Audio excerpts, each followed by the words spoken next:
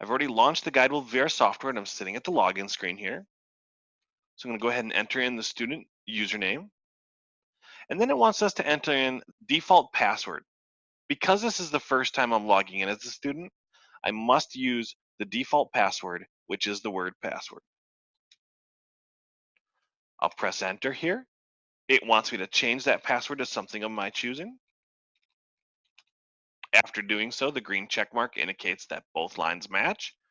I'll click on save. Now you can see I'm logged in as a student because my student username is in the upper right hand corner here. And you'll see that I have two assignments that are new that were just given to me. In the center, I have the assignment details. So the top line shows that there is a stick weld that I'm able to do. The bottom line shows that there's a MIG weld that I am able to do. On the far right, you'll notice that the only two options I have to work with are a practice for each of these welds. The test feature is currently locked until the student achieves a 50% or greater score in the practice mode. I'm going to start by doing a MIG weld. As you'll see, as we go into the virtual booth, we're putting on our gloves, we're pulling down our helmet because we still want to stress safety. The first thing we'll need to do is tack each side of the weld.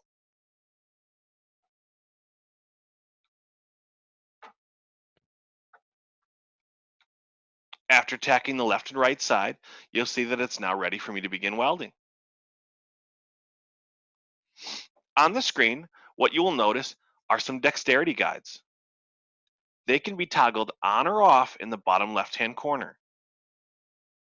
Right in the center, currently you see a green plus indicator for my speed. That's telling me that when I begin welding, I'm going to need to go faster here.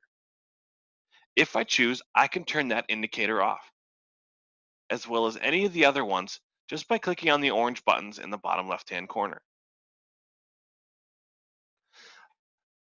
The center of the screen allows some camera movement controls, as well as a brightness for mask density once you strike that arc. The top button right on the bottom here that you see me highlighting is a reset button so that if I was to change my position and I wanted to go back to where I started, you could click that button and have it set as a default. Of the dexterity guides that you see, we've got a green plus in the center for a speed indicator. That will turn to a minus if I'm going too fast and I need to slow down. In the upper right and left-hand corners, you'll see work angle and travel angle. On the nozzle of the MIG gun, you'll see the nozzle to plate guide. So that's a distance indicator. And the two dotted lines indicate where the weld is to be performed for an overall straightness. As I begin welding, you'll see some of these guides come up to give me corrective action to get in proper welding position. I'm going to begin by holding my left mouse button and dragging my mouse to change my view angle here.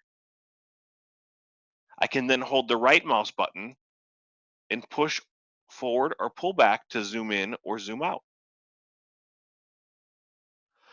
Once you're in a position that's comfortable for you to weld, go ahead and pick up the MIG gun, get into position, pull that trigger and begin welding.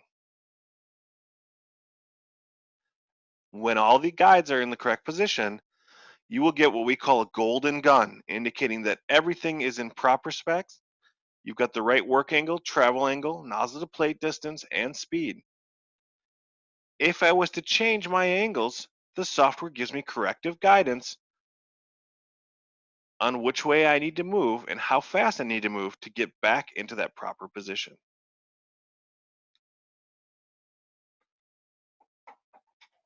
After completing the weld, in the bottom right corner, the top button is the save icon.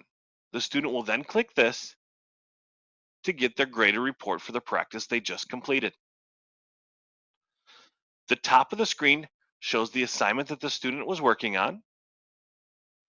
The left side of the screen indicates the 5 key points that we're working on improving the student's skill levels at: work angle, travel angle, nozzle to plate distance, speed, and overall straightness. Again, the center here shows that that tolerance for novice is quite wide, and that orange line is where the software actually tracked me performing that weld. For each of these categories, again, I got an individual score for all of them, and you'll see that speed is the only one where I went too slow, so I was out of bounds and I got deducted a percentage there. After averaging these scores out, I get an overall score of my 91%. The student has the ability to print this report from here, but if they want to just reflect on it, realize that in this case, I need to work on my speed, I can click the back button in the bottom left corner, and I'll be taken right back to the assignment screen. Now you'll notice that I still have one that's new because I haven't practiced it at all, which is the stick weld. And my MIG weld, because I scored a 91% on the practice, it now has opened up the test option. I'll go into test now so you can see what that looks like. Here again, the welding booth is the same. We will come in, tack the left and the right side. I'll move my viewing positions here. And what you'll notice is that in test mode, there are no dexterity guides. So this is where the student will reflect on what they've learned and practice purely out of skill. Should everything get in the correct position, they will also still get a golden gun, which I'm probably not going to make in this weld here.